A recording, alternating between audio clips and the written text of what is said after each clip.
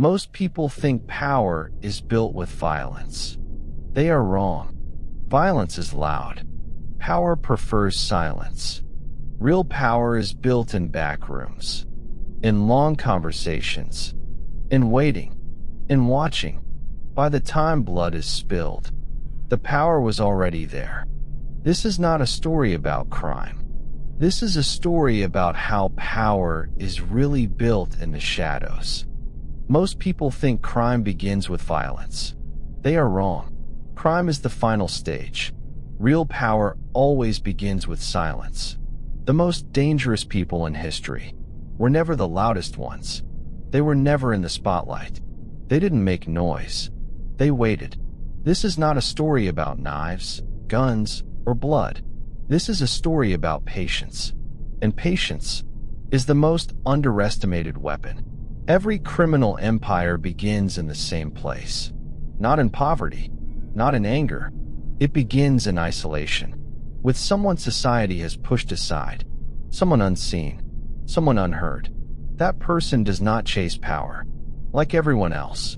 He does not rush. He watches first. Who is afraid? Who talks? Who stays silent? You think powerful people always speak. In reality, powerful people listen. Over time, they learn human weaknesses. Not money, but need. Not violence, but fear. Because fear is temporary. Need is permanent. This is where most people make their first mistake. They believe power is taken by force. History proves otherwise. True power never announces itself. It grows slowly, in the shadows, and no one notices until it's too late. Power does not appear overnight. It is assembled, slowly, piece by piece, while everyone else is busy watching the surface. Real power is being built underneath, in silence. The people who build it do not look dangerous. They blend in. They work ordinary jobs. They smile. They listen. They remember. They never rush to dominate. First, they become useful. They solve small problems. They offer protection before anyone asks for it. They create dependence long before they create fear, because fear makes people run. Dependence makes people stay. This is the stage no one talks about. The stage where nothing illegal seems to be happening. No violence, no blood, just favors, just loyalty, just quiet agreements. By the time force is needed, it is already too late. The system is already in place. Everyone knows their role. Everyone knows who to call, and more importantly, who not to cross. This is how criminal empires survive decades. Not by chaos, but by structure. Not by emotion, but by control. The smartest leaders understand one thing. You never rule by being seen. You rule by being needed. And once people need you, you no longer need to threaten them. They will protect you themselves. This is the moment power becomes invisible. And invisible power is the hardest to destroy. Every system, no matter how carefully built, reaches a point of expansion. Power wants more. More territory, more influence, more silence. This is the phase where mistakes begin. Growth attracts attention. Attention attracts enemies. And enemies create pressure. The structure that once operated in shadows now needs to defend itself. This is when violence finally appears. Not as chaos, but as a message, a warning, a demonstration. Violence is never random. It is precise. It is controlled. It is meant to be seen by the right people and ignored by everyone else. At the top, leaders rarely touch the violence. They don't give orders. They give signals. A look, a pause, a name not spoken, and the system moves. This is the illusion of power. From the outside, it looks unstoppable, organized, untouchable.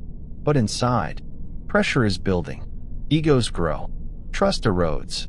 Loyalty becomes fragile.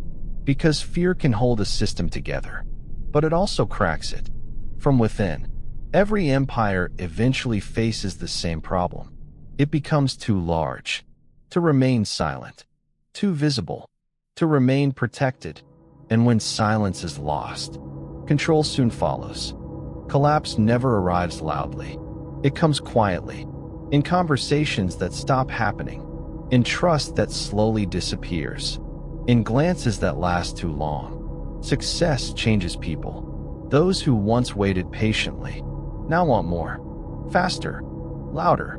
They forget why silence worked. New members join without understanding the rules. They talk too much. They show off. They attract attention. The old structure can no longer control every move. Paranoia replaces strategy. Loyalty is questioned.